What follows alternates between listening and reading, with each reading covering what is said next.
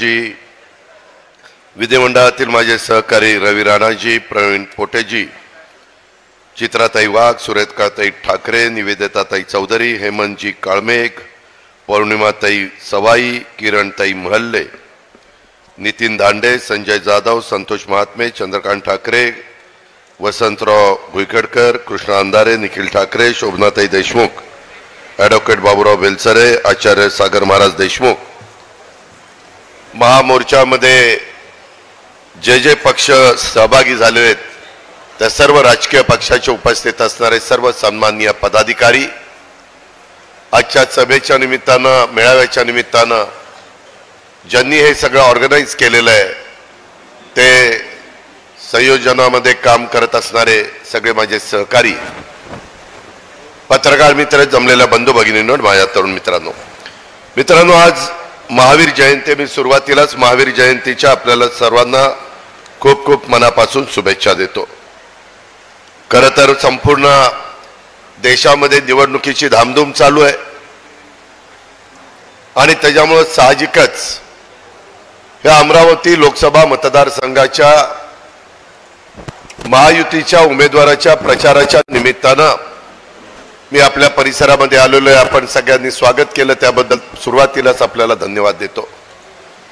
निसर्ग संपन्न अमरावतीच्या भूमीत होत असलेल्या या महायुतीच्या मेळाव्यामध्ये आपण सगळेजण इथं आला, अनेकांची भाषणं ऐकली. अमरावतीच्या विकासाची आस असणाऱ्या आणि देशाच्या विकासाकडे घेऊन जाण्याची इच्छा असणाऱ्या आणि आदरणीय प्रधानमंत्री नरेंद्रभाई मोदी यांना देशाचं, भारत देशाचं तिसऱ्यांदा पंतप्रधानपदी बसवण्यासाठी सज्ज असणाऱ्या आपल्या सर्वांचं मी मनापासून कौतुक देखील करतो, अभिनंदन देखील करतो. अमरावती जिल्हा तसं संत महापुरुषांचा जिल्हा, संत तुकडोजी महाराज, संत गाडगेबाबा महाराज, संत गुलाबराव महाराज आणि डॉक्टर पंजाबराव देशमुख यांच्या सहवासाने आणि यांच्या कर्तृत्वाने पावन झालेल्या भूमीला मी प्रथम वंदन देखील करतो. या महापुरुषांना सर्वांना अभिवादन देखील करतो. अमरावती जिल्ह्यामध्ये मगाशी बोलत असताना काही माझ्या सहकारी मित्रांनी सांगितलं, पर्यटनाच्या विकासाला वाव इथं मोठ्या प्रमाणावर आपल्याला देता येतोय. इथं मेळघाट असेल, माझं चिखलदरा असेल, इथं कौंडण्यपूर असेल, ही प्रसिद्धी ठिकाणं आहेत आणि या ठिकाणच्या पर्यटन विकासातून इथं उद्योग, इथं रोजगार याची निर्मिती करण्याचा राज्य सरकारचा, आमचा सगळ्यांचा, महायुती सरकारचा प्रयत्न आहे. एकनाथराव शिंदेजी असतील, देवेंद्रजी फडणवीसजी असतील, मी असेल आणि आमचे सगळ्यांचे काम करणारे मंत्रिमंडळातील सहकारी असतील, हे सगळेजण त्याकरता प्रयत्न करतायत. अमरावती जिल्ह्यातल्या नागरिकांच्या जिव्हाळ्याची कामं होण्याच्या करता जिल्ह्यामध्ये सुरू असलेले महत्त्वाचे प्रकल्प, महत्त्वाकांक्षी प्रकल्प पूर्ण करण्याच्या करता तसंच नवीन प्रकल्प देखील माझ्या या अमरावती भागामध्ये आले पाहिजे आणि जिल्ह्याचा विकास झाला पाहिजे, ते आणण्याच्या करता अमरावती लोकसभा मतदारसंघातून धडाडीचा उमेदवार म्हणून नवनीत राणा यांना प्रचंड बहुमताने घड्याळाच्या, कमळाच्या, कारण महायुतीमध्ये कमळ पण आहे, घड्याळ पण आहे, धनुष्यबाण पण आहे. आणि काल आपल्या पंतप्रधानांनी परभणीला सभा घेतली, ते आपले महादेव जानकरांची शिट्टी देखील पोलीस वाजवतात, ती शिट्टी देखील आहे. आणि आत्ता 2 सभा घड्याळाच्या घेऊन आल्यामुळे घड्याळ तोंडामध्ये आलं. परंतु हे सगळी चिन्ह एकमेकांना सपोर्ट करणारी चिन्ह आहे. ह्या चिन्ह महाराष्ट्रामध्ये जिथं कुठं असतील त्याचं बटन दाबलं की ते मत देशाचे पंतप्रधान नरेंद्र मोदी साहेबांना मिळणार आहे. त्याकरता आपल्याला सगळ्यांना कष्ट घ्यायचेत, कामं करायचेत. मित्रांनो, अमरावती लोकसभा मतदारसंघातल्या विरोधकांची काय परिस्थिती आहे त्या खोलामध्ये मी जात नाही. मी फार कुणावर आरोप प्रत्यारोप करणारा कार्यकर्ता नाही, मी विकासाचं बोलणारा कार्यकर्ता आहे. आज देशामध्ये देखील विकास पुरुष या नात्याने नरेंद्र मोदी साहेबांच्याकडे त्या ठिकाणी बघितलं जातं. त्याच्यामुळं मगाशी चित्राताईंचं मी भाषण ऐकलं, इतर माझ्या सहकाऱ्यांचं भाषण ऐकलं. त्यांनी काही मुद्दे उपस्थित केलेले होते.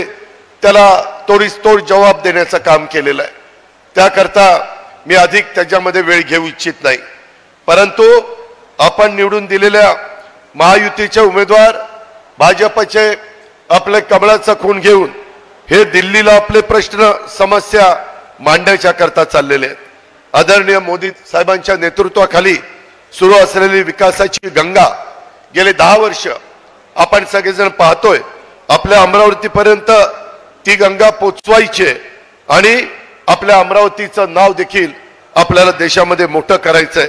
देशाचा गौरव जगामध्ये वाढवण्यासाठी पुन्हा एकदा या देशाच्या 135 कोटी जनतेची सूत्र ही तमाम भारतीयांना ही मोदी साहेबांच्याकडे देण्याची गरज आहे. मी इतके दिवस 14लाही मोदी साहेबांना विरोध केला. त्यावेळेस नवनीत राणा आमच्या पक्षाच्या उमेदवार होत्या. 2019ला देखील मी विरोध केला.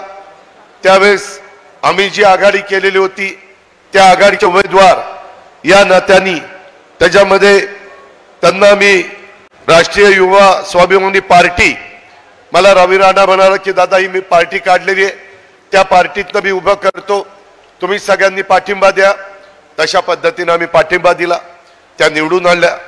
परंतु मित्रांनो मी एक बघितलं, मी अनेक वर्ष जवळपास 91 साली मी पहिल्यांदा खासदार झालो आणि लगेच सुधाकर नाईकांच्या मंत्रिमंडळामध्ये राज्यमंत्री मला केलं. तेव्हापासून आजपर्यंत मी महाराष्ट्राच्या राजकारणामध्ये काम करत असताना तुम्ही पाहताय 33 वर्ष झाली, काही थोडा काळ झालेला नाहीये. आणि त्यामध्ये हे काम करत असताना मी अनेकांना जवळनं बघितलंय. परंतु मित्रांनो त्या काळात मी खासदार ज्यावेळेस झालो तेव्हा PV नरसिंहराव आपल्या रामटेकमधून निवडून आलेले होते.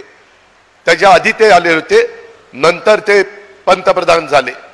आणि त्या पंतप्रधानापासून मी आता नरेंद्रभाई मोदींची पण कारकीर्द सगळ्यांची बघितली.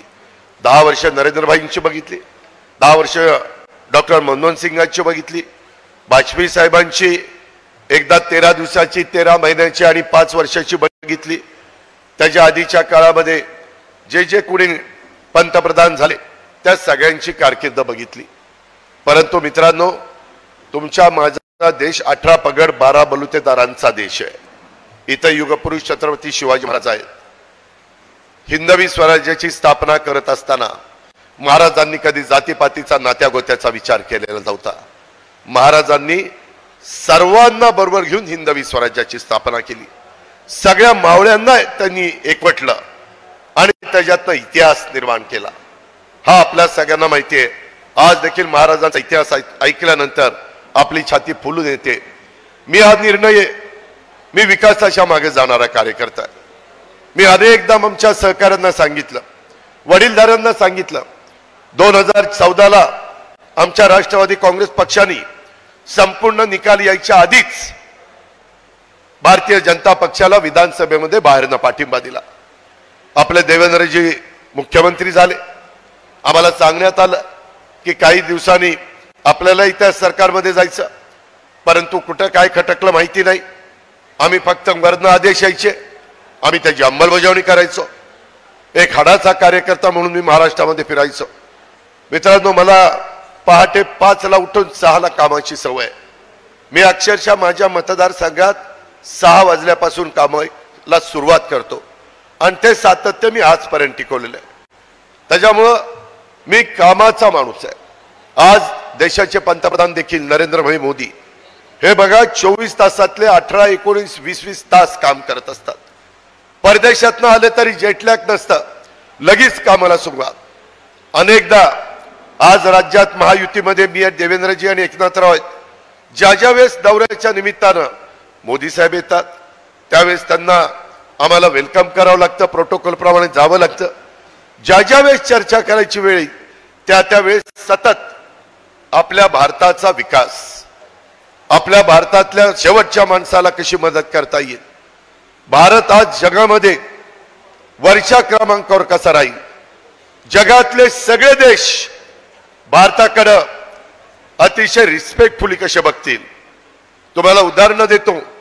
आज आपले पंतप्रधान ज्यावेळेस परदेशामध्ये जातात, तुम्ही आम्ही कुणी नसतो, परदेशात भारतीय काही असतात आणि परदेशी लोक असतात, तरी देखील प्रत्येक देशामध्ये इतक्या मोठ्या संख्येने मोदी साहेबांचं स्वागत केलं जातं आणि त्यामध्ये मोदी साहेबांना प्रतिसाद लोक देतात.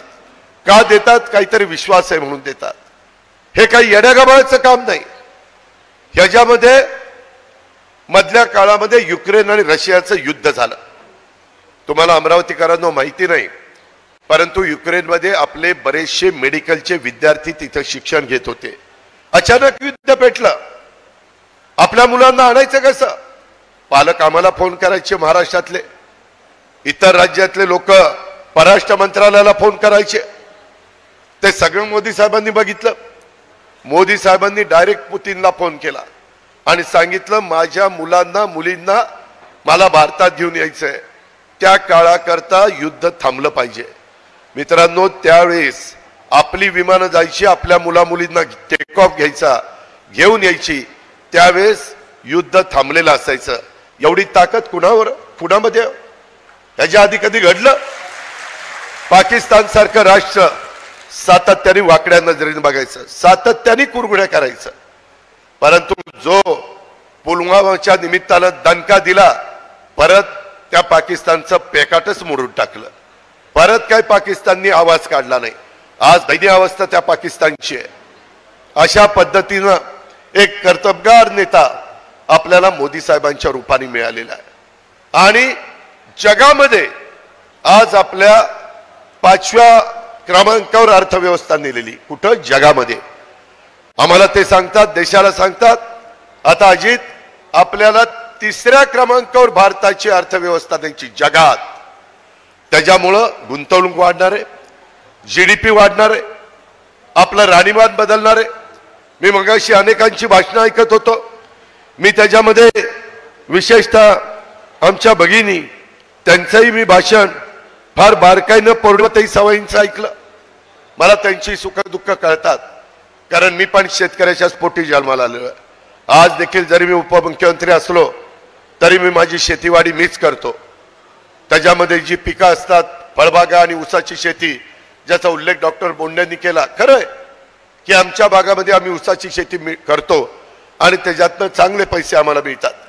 परंतु फक्त ऊस उत्पादक शेतकरी समाधानी करून चालणार नाही.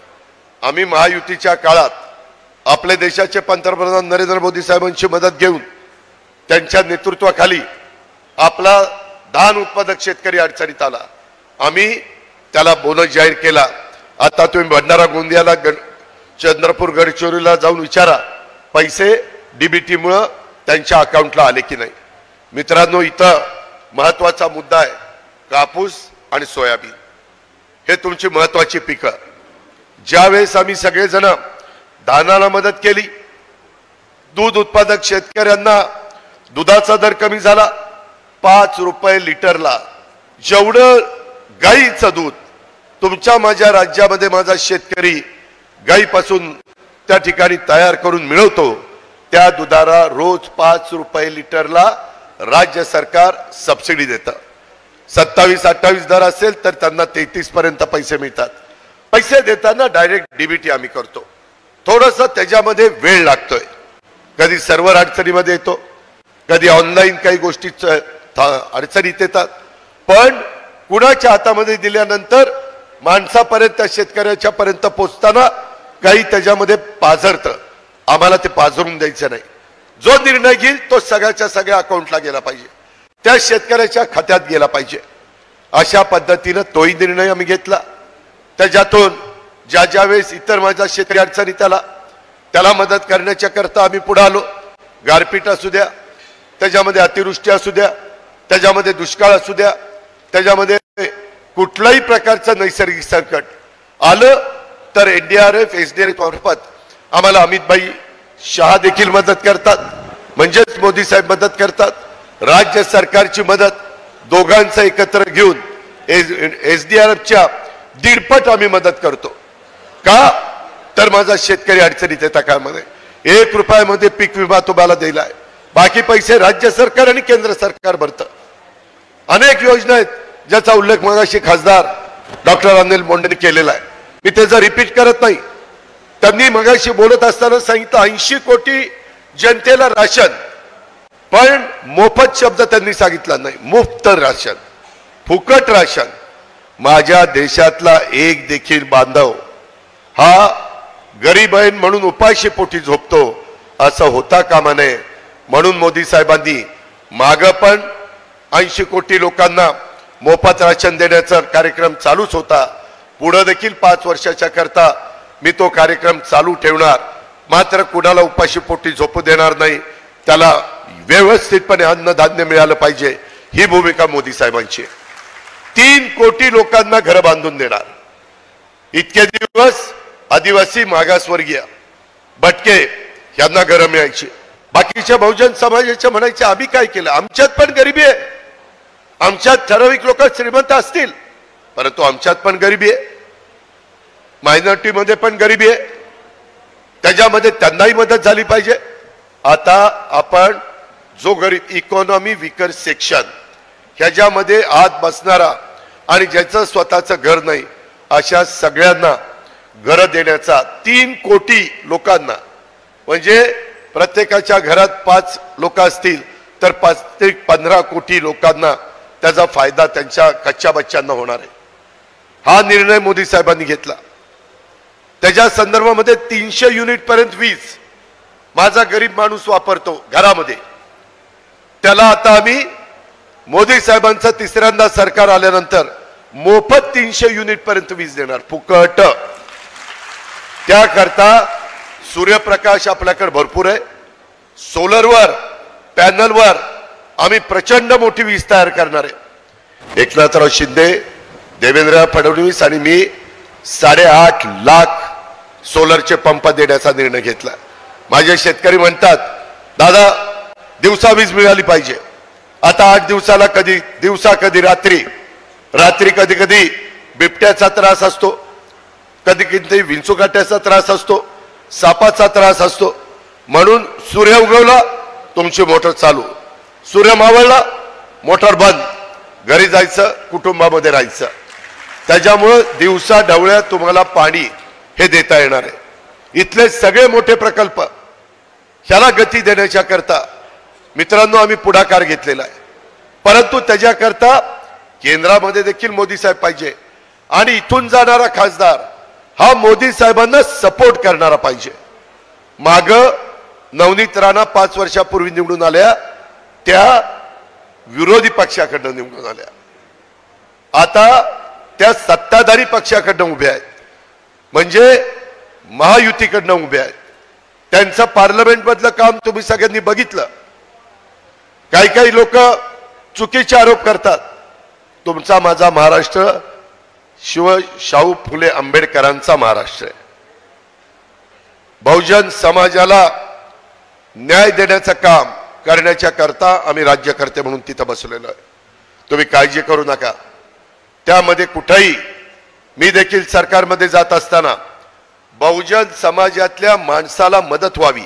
सत्ता येते सत्ता जाते, ताम्रपट तर कुणीच घेऊन जन्माला आलेलं नाहीये, पण सत्तेचा वापर हा सर्वसामान्य माणसाचे प्रश्न सोडवण्याच्या करता करायचा असतो आणि तो करण्याकरता खंबीर अशा प्रकारचं नेतृत्व देशाला हवं असतं. आज ते देशाला मिळालेलं आहे. ते नेतृत्व आपण सांभाळलं पाहिजे. आज देशात बघा, एकीकडे मोदी साहेब आहेत आणि एकीकडे दुसरे विरोधक आहेत. दुसऱ्या विरोधकांच्याकडे सगळी त्यांची खिचडी झालेली आहे. कुणी नेतृत्व करू शकत नाही. घडीभर धरा, राहुल गांधी त्यांचा नेता. राहुल गांधींची कारकीर्द गेले अनेक वर्ष ते खासदार म्हणून काम करतात. खरं तर डॉक्टर मनमोहन सिंगांच्या काळामध्ये त्यांनी मंत्रिपद घेऊन त्या मंत्रिपदाला न्याय द्यायला पाहिजे होता, परंतु नाही घेतलं. तो त्यांचा अधिकार आहे. आणि मोदी साहेबांची 10 वर्षाची कारकीर्द डोळ्यासमोर ठेवा. मित्रांनो, एवढ्या मोठ्या देशाचा गाडा पुढे नेत असताना प्रश्नाची जाण असणारं नेतृत्व हवं असतं. 24 तासातले 18-18, 20-20 तास काम करणारं नेतृत्व हवं असतं. त्याच्यामध्ये देश पातळीवर काम करताना जगामध्ये देखील तुम्हाला प्रश्नांची माहिती असावी लागते आणि कर्मधर्म संयोगाने ह्या सगळ्या गोष्टी नरेंद्र मोदी साहेबांच्या मध्ये आपल्याला पाहायला मिळतात। त्याकरता आपल्याला त्यांना तिसऱ्यांदा त्यांनी पंतप्रधान करायचे ते सांगतात, अरे 10 वर्ष झाली, ये तो ट्रेलर था, पिक्चर अभी बाकी है।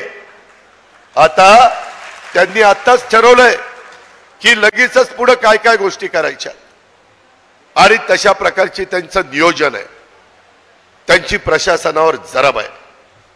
चांगलं काम करण्याच्या करता प्रशासनावर एक कमांड असणारा नेता हवा असतो, तो मोदी साहेबांच्या मुळे मिळालेला आहे।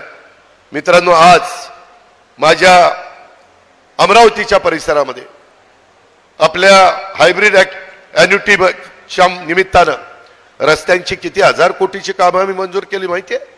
2000 कोटी रुपयाची कामं ह्या अमरावती जिल्ह्यामध्ये आपण ॲन्युटीच्या माध्यमातून हायब्रिड ॲन्युटी ह्याच्यातनं मंजूर केलेली आहे। सेंट्रल रोड फंड 300 कोटीची कामं गडकरी साहेबांनी आपल्याला मंजूर करून दिली। कशाला म्हणतात 300 कोटी, कशाला म्हणतात 2000 कोटी? त्या संदर्भामध्ये महायुतीच्या उमेदवार भाजपच्या उमेदवार म्हणून निवडून जातील त्यावेळेस दिल्लीमध्ये देखील तेच सरकार आहे आणि दिल्लीत मोदी साहेब मदत करतील, राज्यामध्ये एकनाथराव शिंदे, देवेंद्रजी आणि आम्ही लोक मदत करू। त्याच्यातून आपला विमानतळाचा प्रश्न, आपल्याकडे जागा विमानतळाच्या करता आहे। पहिली 1400 मीटर होती, त्याच्यात छोटी छोटी प्लेन उतरत होती, आता 1800 मीटर केली, तरी देखील अजून वाढवण्याची गरज आहे। आपल्याकडे जागा ॲक्वायर केलेली आहे, आता आपल्याला 2400 मीटरची धावपट्टी करायची। नुसती धावपट्टी करून चालणार नाही, त्याकरता टर्मिनल करावं लागेल, त्याची इमारत आपल्याला करायची। नाईट लँडिंगचं काम चालू आहे। ह्या सगळ्या कामामध्ये देखील केंद्राची राज्याची मदत लागते। आपल्याला रेल्वेचं जाळं, वंदे भारत ट्रेन, चांगल्या चांगल्या प्रकारचे रेल्वे स्टेशन, नॅशनल हायवे अजून कुठं काही राहिलेले असतील तिथं चांगल्या चांगल्या प्रकारचे फ्लायओव्हर, चांगल्या प्रकारचे ब्रिजेस, ह्या सगळ्या गोष्टी करायच्यात। त्याच्याकरता कोट्यावधी रुपयाचा पैसा लागतो। तुमच्या पुढे अजित पवार जो बोलतोय ना, त्याच्या हातामध्ये राज्य सरकारचे 6 ते 1.25 लाख कोटी रुपयाचं बजेट असतं। उद्याच्या 10 तारखेला माझा पुन्हा बजेट आहे, परंतु 4 तारखेला निकाल लागणार आणि त्याच्यानंतर नवीन सरकार अस्तित्वात येणार, त्याच्यानंतर त्यांचं बजेट होणार संसदेचं, म्हणजे भारताचं, आणि मग त्यांचं झाल्यावर पुन्हा आमचं। त्याच्यावर कदाचित 10 तारीख आम्हाला पुढे ढकलावी लागेल। एकनाथराव, देवेंद्रजी, मी चर्चा करून तो ठरवेल, पण मी तुम्हाला सांगतो 6-1.25 लाख कोटीमध्ये आम्ही ज्यावेळेस योजना देतो त्यावेळेस त्यांचं बजेट आपल्या जवळपास 15 पट मोठं असतं। त्याच्याकरता आपल्याला उद्योग आणायचे, टेक्सटाईल पार्क झालंय, त्याच्यातनं महिलांना रोजगार मिळतोय, पण अजूनही मोठं काम आपल्याला करायचंय। मागाशी मी कापूस आणि सोयाबीनच्या बद्दल बोलत होतो। मित्रांनो, तुम्ही बघा, आचारसंहिता लागायच्या आधी आम्ही जवळपास आठवड्याला 2-2दा कॅबिनेट घेतल्या, का तर निर्णय पटापटा घ्यायचे होते। त्याच्यातून निर्णय घेतले। आम्हाला सोयाबीनची बद्दलची सगळी माहिती जशी धानाची आली, दुधाची आली, तशी आम्हाला पाहिजे होती, परंतु ती माहिती वेळेत आली नाही। कापसाची माहिती वेळेत आली नाही। आम्हाला कापसावर क्विंटलवर मदत नाही करायची, सोयाबीनला क्विंटलवर मदत नाही करणार, कारण काय झालं, माझ्या शेतकऱ्यांनी नड भागवण्याच्या करता कापूस, सोयाबीन विकलेला आहे। आम्ही धानाला आता क्विंटलला मदत करत नाही, आम्ही तिथं हेक्टरला, त्याचं जेवढं क्षेत्र धानाचं होतं त्या पद्धतीनं मदत करतो। तशाच प्रकारची मदत आम्ही कापूस आणि सोयाबीनला त्या ठिकाणी करू। त्याकरता बजेटमध्ये 4000 कोटी रुपयाची तरतूद आम्ही करून ठेवलेली आहे। पण आचारसंहिता त्याच्यानंतर सुरू झाली। तुम्ही असं म्हणाल की काय ही गप्पा मारतो, उद्याच्याला निवडणुकीमध्ये नवनीत राणांना मतं घेईल आणि पहिल्या क्रमांकावरच त्यांचं नाव आहे, तिथं बटन दाबून घेतल्यावर उद्या म्हणाल की ह्याचं काम झालं नाही। आम्ही शब्दाचे पक्के आहोत. तुम्हाला मदत करणार म्हणजे करणार. आणि उद्याच्याला नाही मदत झाली तर विधानसभेच्या निवडणुकीच्या निमित्तानं पण आम्हाला महायुतीच्या वतीनं मत मागायला यायचंच आहे. त्यावेळेस उभं करू नका. सांगा अजित पवार चले जाओ. तू सांगितलं होतं अमरावतीला येऊन मदत करतो म्हणून. कुठे गेली मदत? आचारसंहिता संपल्या त्या कामाला लागणार आहे. आणि माझ्या शेतकऱ्याला मदत करणार म्हणजे करणार. कारण तुम्ही शेतकरी, मी शेतकरी. शेतकरी आपली जात आहे, दुसरी जात आपल्याला माहिती नाही. ह्याची जाणीव तुम्ही सगळ्यांनी ठेवा. विरोधक काही वाटेल तशा प्रकारचे आरोप करतायत. काही आमच्या महिलांना बोलतायत, काही आमच्या नवनीत राणाला बोलतायत. अरे बोलणाऱ्याच्या घरात काय आहे बहिणी आहे की नाही? ही कुठली पद्धत बोलायची? आपली शिकवण काय? छत्रपती शिवाजी महाराजांची शिकवण काय? आपण महिलेचा मान ठेवतो, सन्मान ठेवतो. आज नरेंद्र मोदी साहेबांनी त्या महिलांना 2029च्या निवडणुकीत आता 543 जागा लोकसभेच्या आहेत, त्याच्या व्यतिरिक्त 1/3 जागा महिलांना आरक्षित करून ठेवल्यात. पुढच्या वेळेस तेवढ्या महिला वाढणार आहेत. आपली 288 जागा माझ्या विधानसभेमध्ये महाराष्ट्राच्या आहेत. 96 जागा 288 सोडून, तुम्हाला कुणाला वाईट वाटायला नको आमच्या जागांवर गंडांतर आलं म्हणून, सोडून महिलांना वेगळ्या जागा 96 ठेवल्यात. अशा पद्धतीनं महिलांचा मान सन्मान हे मोदी साहेब करतायत. मोदी साहेबांच्यावर आरोप होतो, आम्ही पण करायचो. 2014च्या निवडणुकीत, 2019च्या निवडणुकीत संविधान बचाओ देश बचाओ. आम्हाला आमचे वरिष्ठ सांगायचे अरे संविधान बदलतील. अरे बाबांनो, घटनेचे शिल्पकार डॉक्टर बाबासाहेब आंबेडकरांनी इतकं उत्तम संविधान आपल्याला दिलेलं आहे की जोपर्यंत सूर्य आणि चंद्र आहे तोपर्यंत कुणी ते संविधान बदलू शकत नाही. एवढं चांगलं संविधान आहे. पण विकासाचा मुद्दा सांगायला नाहीये. विरोधक काय सांगणार? त्याच्यामुळे म्हणतात संविधान बदलला आणि आमच्या मागासवर्गीय समाजाला चलबिचल करायला लावतात. ते घाबरून जातात, म्हणतात घटना बदलला. मित्रांनो, घटना अमेंडमेंट करावी लागते. इथं बहुतेकांना माहिती आहे, देशाचे पहिले पंतप्रधान जवाहरलाल नेहरूजी तेव्हापासून मोदी साहेबांच्या पर्यंत त्या ठिकाणी आपल्याला अमेंडमेंट करण्यात आलेलं आहे. तेव्हापासून आपले लाल बहादूर शास्त्री जय जवान जय किसान 2च वर्ष पंतप्रधान होते. 2 वर्षात तीनदा घटनेमध्ये अमेंडमेंट त्यांनी केली. आणि आतापर्यंत सगळ्या पंतप्रधानांनी मिळून, सगळ्या, त्याच्यात वाजपेयी आहेत, त्याच्यात डॉक्टर मनमोहन सिंगजी आहेत, त्याच्यामध्ये PV नरसिंहरावजी आहेत, इंदिराजी आहेत, राजीवजी आहेत, त्यामध्ये आपले पंडित जवाहरलाल नेहरू आहेत, लाल बहादूर शास्त्री, सगळे जवळपास 106 वेळेला. मोदी साहेबांनी कधी अमेंडमेंट केली? आपलं मागास आयोग ह्याची मुदत संपली होती. ती मुदत वाढवण्याच्या करता घटनेमध्ये अमेंडमेंट करावी लागली. मागास आयोगाची मुदत वाढवायला नको होती? मागास समाजाला मूलभूत गरजा त्यांना मिळतात का नाही बघण्याकरता पाहिजेच होती. दुसरी दुरुस्ती, आमच्या महिलांना 33% जागा ऍडिशनलच्या संसदेमध्ये, राज्यसभेमध्ये, विधानसभेमध्ये, विधान परिषदेमध्ये. चांगलं झालं ना. 50% महिला वर्ग आहे, करणंच गरजेचं होतं. अनेकांनी आश्वासन दिली आमचं सरकार आलं आम्ही 33% जागा देऊ. कुणी दिलं नाही. द्यायला धमक आणि ताकद लागते, जोर लागतो. लात मारेल तिथं पाणी काढण्याची धमक लागते. अशा पद्धतीचं हे नेतृत्व आहे. आणि म्हणून मी आपल्याला सगळ्यांना सांगित, ह्या ज्या काही छोट्या छोट्या अमेंडमेंट केल्या जातात त्या कुणालाही कुणी पंतप्रधान झालं तर त्या करावं लागतात. 370 कलम रद्द करायचं, अमेंडमेंट करावी लागली. जम्मू काश्मीरचा भाग आपल्यात होता, त्याच्यामध्ये आपल्याला तिथं जाणं, जमीन घेणं सगळ्यांना मुभा पाहिजे होती. आज महाराष्ट्र सरकारने तिथं जमीन घेतली. महाराष्ट्र सदन आम्ही बांधतोय. जर आमचा गरीब माणूस मध्यमवर्गीय जम्मू काश्मीर एकदा बघायला गेला, त्याला हॉटेलचा खर्च परवडला नाही, तर तो महाराष्ट्र सदनमध्ये राहील, तिथं जेवेल, तिथं राहील, तिथं नॉमिनल चार्ज देईल. त्याकरता आपण प्रयत्न करतोय. अशा पद्धतीची कामं आपण करतोय. देशाचे पंतप्रधान नरेंद्र मोदी साहेब करतायत. मित्रांनो, सध्या तुमच्या माझ्या महाराष्ट्रात काही जिल्ह्यात काही तालुक्यामध्ये अचानक या एप्रिल महिन्यामध्ये वादळ सुटतंय, पाऊस येतोय, गारपीट होते, एवढा वारं सुटतंय की अक्षरशः पिकांचं नुकसान करून जातंय. आता जरी आचारसंहिता असली तरी एकनाथराव शिंदेंनी स्टँडिंग ऑर्डर दिलेल्या होत्या आचारसंहिता लागण्यापूर्वी की अशा प्रकारचं नैसर्गिक संकट आलं मग त्याच्यामध्ये संत्र्याचं नुकसान होऊ, त्याच्यामध्ये माझ्या शेतकऱ्याचं कुठल्याही पिकाचं नुकसान होऊ, फळबागांचं नुकसान होऊ, त्याला मदत झाली पाहिजे. अशा पद्धतीचा आपण निर्णय घेऊन ठेवलाय.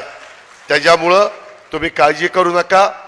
जोपर्यंत महायुतीच्या सरकारच्या पाठीशी आपण आहात, महायुती हे सर्वसामान्यांचं सरकार आहे, हे तुमचं सरकार आहे. त्याच्यामध्ये ह्या ज्या अडचणी आहेत त्या सोडवण्याच्या करता आम्ही केव्हाही तुमच्या करता तयार आहोत. आणि त्याकरता माझी तुम्हाला सगळ्यांना आग्रहाची विनंती आहे, वाटेल तशा पद्धतीनं भावनिक होऊ नका. ही गावकीची लढाई नाहीये, ही भावकीची लढाई नाहीये. ही जिल्हा परिषद, तालुका पंचायत, नगरपालिका, महानगरपालिका ह्याची निवडणूक नाहीये. गावामध्ये वाद असतात. आता आम्ही अनेक पक्ष एकत्र येऊन महायुती केली, कदाचित ते एकमेकाच्या विरोधात खाली लढले असतील. आता देश डोळ्यासमोर ठेवा. देशाचं भवितव्य, पुढच्या पिढीचं भवितव्य हे डोळ्यासमोर ठेवा आणि त्या पद्धतीनं मतदान करा. सुदैवाने आपल्या उमेदवाराचा आकडा देखील अनुक्रमांप्रमाणे नंबर 1च आलेला आहे. पहिलाच आकडा आहे. पहिलं मशीन बघायचं, पहिला आकडा वरचा घ्यायचा, तिथं बटन दाबायचं की आपल्या नवनीत राणा दुसऱ्यांदा अमरावती लोकसभा मतदारसंघाचं प्रतिनिधित्व करायला दिल्लीला जातील आणि आपल्या देशाचे तिसऱ्यांदा नरेंद्र मोदी साहेब पंतप्रधान होण्याच्या करता तिथं शपथ घेऊ शकतील. अशा पद्धतीचं काम माझ्या बहुजन समाजाने पण करावं. बहुजन समाजाला कुठल्याही परिस्थितीत वाऱ्यावर सोडलं जाणार नाही, कारण मी पण बहुजन समाजाचीच औलाद आहे. त्यामुळे तुम्ही काही काळजी करू नका, कुणाच्याही खोट्या नाट्या प्रचाराला बळी पडू नका. अशा प्रकारची माझी तुम्हाला सगळ्यांना आग्रहाची, नम्रतेची, कळकळीची विनंती राहणार आहे. आज मला अजूनही सकाळी माझ्या पुण्यामध्ये सभा होत्या, आता मी ही सभा केली. मला आता वर्ध्याला जायचंय, रात्री पुन्हा मुंबईला जायचंय, उद्या काही फॉर्म भरायचे आहेत. परंतु त्या निमित्तानं आमच्या भगिनीच्या प्रचाराच्या निमित्तानं मला येता आलं, तुमच्याशी संवाद साधता आला, आपण सगळ्यांनी प्रतिसाद दिला, त्याबद्दल सर्वांना मनापासून धन्यवाद देतो. आणि नवनीत राणांना प्रचंड नंबर 1च्या मताधिक्यांनी आपण सगळ्यांनी निवडणुकीमध्ये निवडून पाठवा. तुमच्या विश्वासाला कुठेही तडा जाऊ न देण्याचं काम, तुमचे प्रश्न तिथं पोट तिडकीनं मागण्याचं काम, तुमच्या करता केंद्राचा निधी मोठ्या प्रमाणावर आणण्याचं काम नरेंद्रभाई मोदी आणि अमित शहांच्या मदतीनं नवनीत राणा निश्चितपणे करतील. हा विश्वास मी तुम्हाला देतो आणि आपल्या सगळ्यांची रजा घेतो. जय हिंद, जय महाराष्ट्र.